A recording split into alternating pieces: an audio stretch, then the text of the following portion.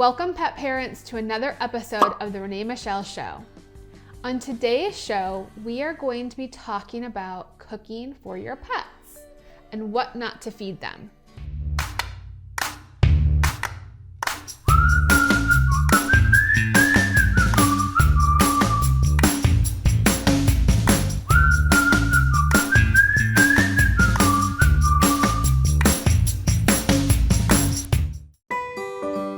This show is brought to you by Brave Paws Anxiety and Stress Support Chewables for Dogs, thunderstorms, vet visits, fireworks, separation anxiety, and more.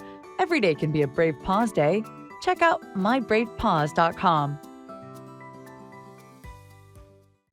We love our fur babies so much, but when they're stressed out, it makes us stressed out.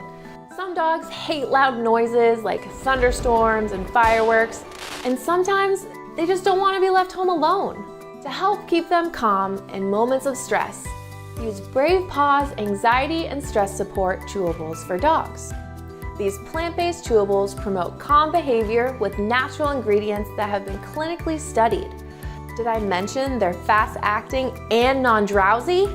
I especially love that Brave Paws helps farmers in Costa Rica by sourcing ingredients from a woman-led co-op that uses reusable energy and regenerative agriculture. How cool is that? Learn more at mybravepaws.com.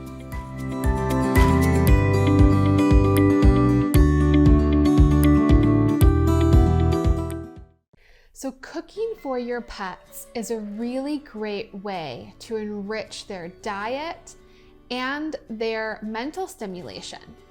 So when we offer them foods that they don't normally eat, granted, dogs and cats have less taste buds than we do, so they don't need nearly as much flavor or variety that we tend to think they need or want in life.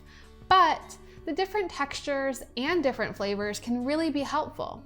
And there are ingredients in our kitchens, our everyday life, that can provide them with really great low calorie, high fiber options that help them feel full, last longer, and have more energy so that they can live their best lives. So, a few really great things that you may have in your kitchen are, I'm just gonna name a few.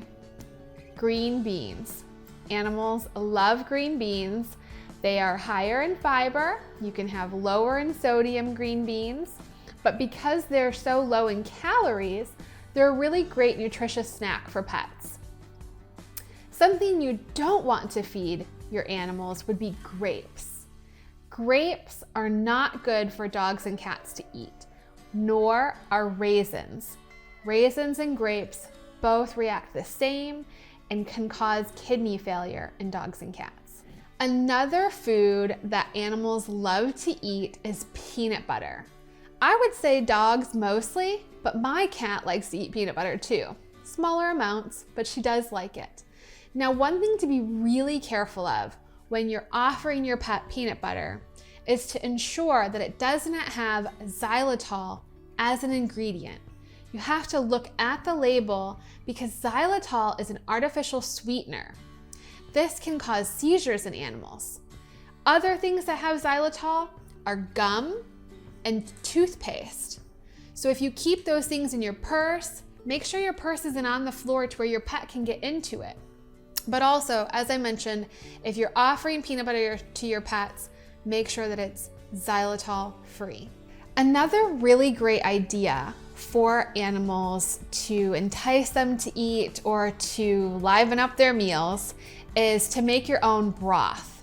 So a chicken broth or a vegetable broth or even a beef-based broth would be great.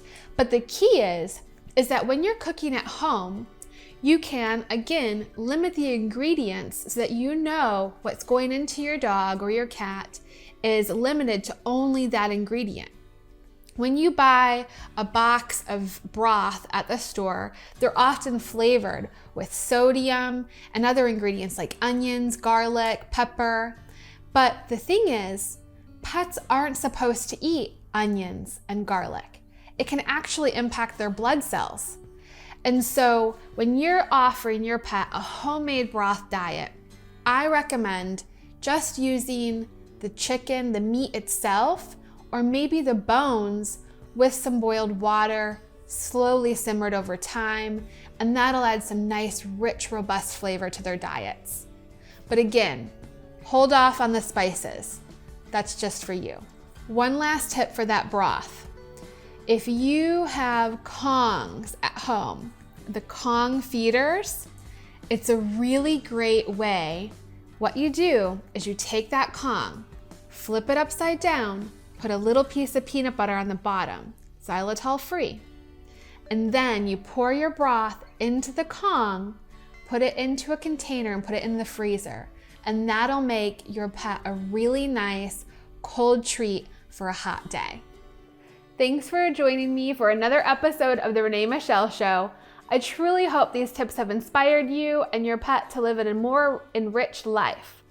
Be sure to like this video, share it with a friend, and subscribe for more fun content. Until next time, don't forget to follow us at My Pet Candy. Bye everyone.